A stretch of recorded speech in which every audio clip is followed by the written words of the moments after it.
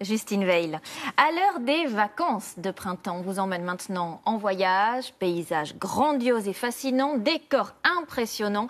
Direction le désert des Bardenas. Unique en Europe, il est tout près de nous, juste de l'autre côté des Pyrénées. Muriel Lassaga et David Bress viennent de s'y aventurer avec des randonneurs ébahis.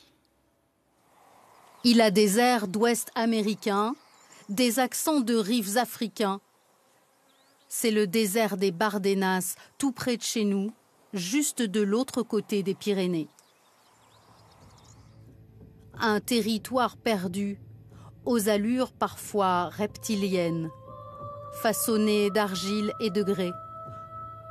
Une réserve naturelle, préservée, classée par l'UNESCO. Pas même un bivouac autorisé. Dans cet équilibre fragile, des cours d'eau éphémères creusent ces canyons à la saison des pluies. Des paysages singuliers qui attirent les randonneurs. On est vraiment ces climats méditerranéens continentaux. Il y a un spectacle assez impressionnant où on pourrait peut-être s'imaginer dans les canyons américains presque. C'est très surprenant.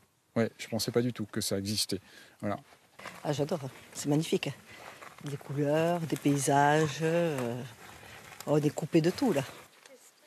Il y a plus de 20 millions d'années, un immense lac salé recouvrait ces terres.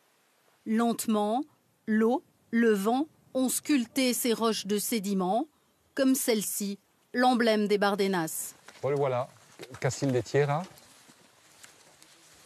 C'est imposant quand même. Hein. Ouais. On peut dire qu'on a là vraiment l'exemple même quoi, de ces phénomènes d'érosion qu'on peut trouver dans les Bardenas, hein, à cause de ces zones de sédimentation d'origine marine, hein, puisqu'il faut bien imaginer que tout ça vient de la mer, il retournera un jour. Dans cet environnement préservé, on remarque des vestiges d'habitats troglodytes. Ceux-ci sont vides, mais dans un village voisin, un hôtelier en a fait des nids douillés pour ses clients. C'est les maisons troglodytes suites. Yeah. Les maisons de l'amour. Vous nous montrez ? Entrez. Des chambres chics, sans fenêtres, dans le ventre de la terre. Après 2 nuits de sommeil, nos randonneurs français ont fini par trouver leur marque. La première nuit, j'ai eu du mal à m'habituer. Et puis là, cette nuit, j'ai bien dormi. Donc ça va.